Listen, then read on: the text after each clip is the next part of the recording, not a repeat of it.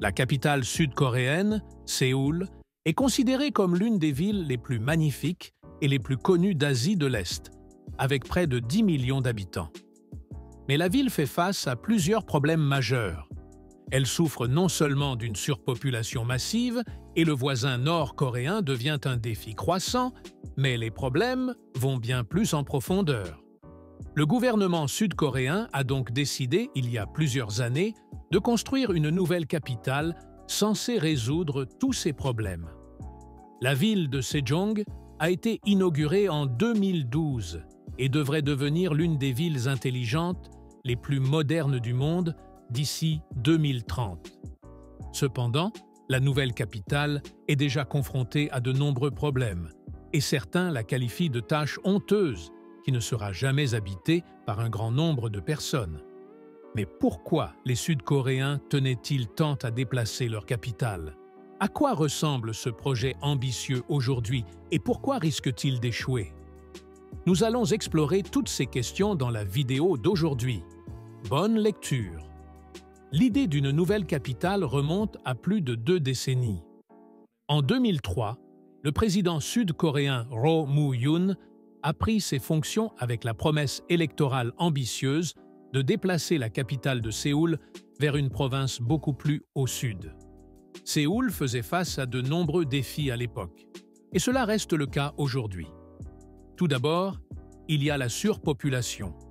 Près d'un cinquième de toute la population du pays vit dans la capitale.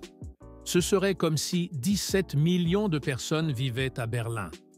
Les conséquences sont similaires à celles que nous pouvons observer dans notre capitale. Pénurie de logements, chaos dans les transports et, dans le cas de Séoul, une pollution de l'air particulièrement grave. Le nouveau président voulait donc alléger le fardeau de Séoul et a adopté une stratégie de décentralisation. Jusqu'à cette époque, tout le pays était centré sur Séoul. La ville grandissait de plus en plus, devenant toujours plus chaotique. Il fallait un contrepoids pour promouvoir les régions du Sud et empêcher l'exode de leur population. Sur le plan économique, il s'agissait aussi de stimuler le développement des autres régions du pays. Mais les raisons liées à la sécurité ne doivent pas être négligées non plus. En regardant une carte, on remarque à quel point Séoul est proche de la frontière nord-coréenne. Les banlieues nord de Séoul ne sont qu'à 30 km de la zone démilitarisée qui sépare la Corée du Sud de la Corée du Nord. Il existe depuis longtemps une inquiétude selon laquelle une attaque soudaine à travers la frontière permettrait aux troupes nord-coréennes d'atteindre et de prendre la capitale très rapidement.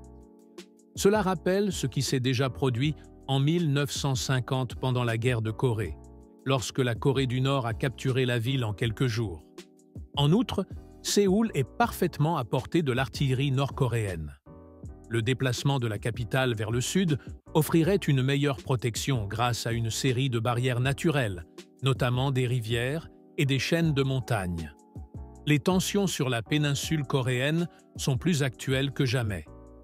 Kim Jong-un teste actuellement de nouveaux systèmes d'armement et des ogives presque chaque semaine, menaçant son voisin du Sud avec la guerre à plusieurs reprises. La Corée du Sud a répondu par des exercices militaires à grande échelle avec les États-Unis et le Japon.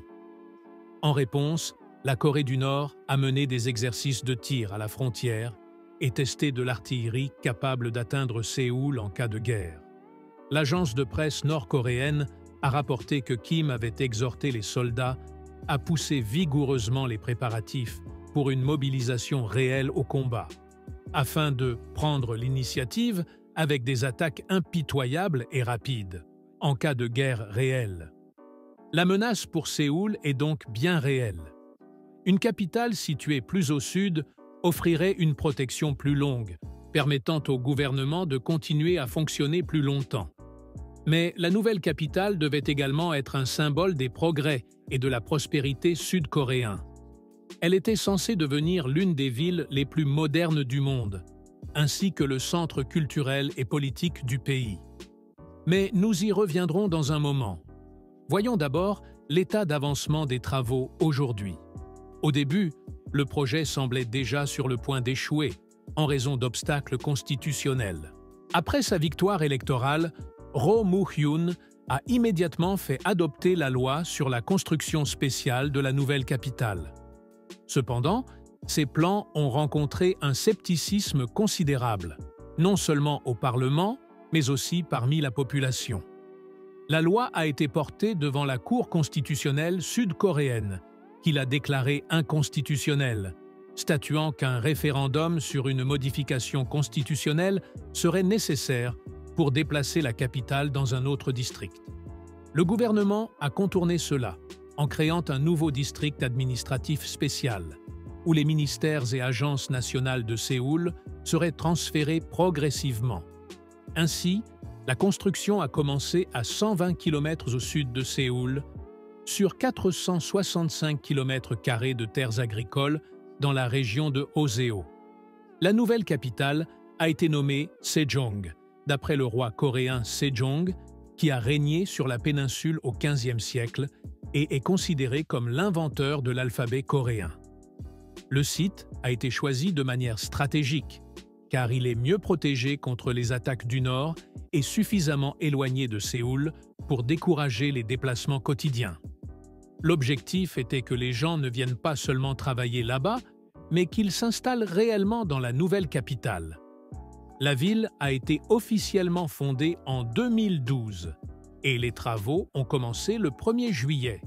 Elle devait refléter l'esprit innovant des Sud-Coréens avec une architecture créative alternant avec de nombreux espaces verts. Des éléments tels que le recyclage des eaux pluviales, l'utilisation d'énergies renouvelables comme le solaire et la géothermie, des systèmes intelligents d'élimination des déchets souterrains et l'intelligence artificielle devinrent faire de la ville l'une des plus grandes villes intelligentes et un modèle pour le monde entier.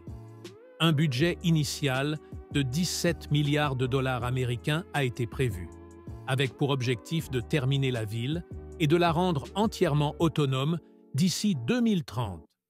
Cependant, après plus de la moitié du temps prévu pour les travaux, de nombreux experts donnent des avis mitigés. Sur le plan technique, les progrès sont considérables et une grande partie de la ville est déjà construite. Mais les défis sont plus profonds. La population atteint déjà 370 000 personnes, ce qui est relativement proche de l'objectif de 500 000. Cependant, contrairement aux attentes, la majorité des habitants proviennent des régions environnantes. Seuls 24% des résidents viennent de la région métropolitaine de Séoul, ce qui va à l'encontre de l'objectif de soulager l'ancienne capitale. Les bureaucrates des ministères et l'élite riche sont réticents à quitter Séoul, car leurs enfants y fréquentent les meilleures écoles, et ils craignent que déménager à Sejong ne les désavantage pour accéder plus tard aux meilleures universités et emplois. En 2022, 47 agences gouvernementales, 16 instituts de recherche nationaux et 9 établissements publics avaient été transférés à Sejong. Cependant, le bureau présidentiel et l'Assemblée nationale refusent encore de quitter Séoul. 20 autres organisations gouvernementales clés, comme les ministères des Affaires étrangères, de la Défense et de la Réunification, restent également dans l'ancienne capitale. Cette résistance s'explique en partie par la signification historique et symbolique de Séoul. Non seulement le nom Séoul signifie littéralement « capitale », mais la ville se trouve aussi au centre de la péninsule coréenne, et beaucoup rêvent encore qu'elle devienne un jour la capitale d'une Corée réunifiée. Dans certains cas, les employés du gouvernement préfèrent démissionner plutôt que déménager à Sejong, que beaucoup perçoivent comme une sorte de désert culturel. Une ville planifiée sans cœur ni âme, où il n'y a pas de musée, de théâtre, de restaurants ou d'activités culturelles comparables à ceux de Séoul. De plus, de nombreux résidents critiquent le fait que la ville soit délibérément conçue pour être difficile d'accès, afin d'inciter les gens à s'y installer durablement, au lieu de simplement s'y rendre pour travailler. Ainsi, Sejong est confronté à des défis similaires à ceux d'autres villes planifiées dans le monde, comme Canberra en Australie, Brasilia au Brésil ou les nombreuses villes fantômes en Chine. Fonder et construire une nouvelle ville peut sembler simple sur le papier, mais la remplir de vie et de culture pour que les gens souhaitent y rester de façon permanente demande beaucoup plus d'efforts. Bien sûr, la ville n'est pas encore terminée, et d'ici à son achèvement en 2030, beaucoup de choses changeront probablement. Par exemple, on prévoit d'encourager l'implantation d'entreprises et de promouvoir le déménagement d'établissements éducatifs et d'extension de prestigieuses universités. Cependant, on peut déjà voir que de nombreux objectifs fixés ne seront probablement pas atteints et que la ville ne sera pas, à long terme, un grand soulagement pour Séoul. Mais je continuerai à suivre ce projet et à rapporter les progrès à l'avenir.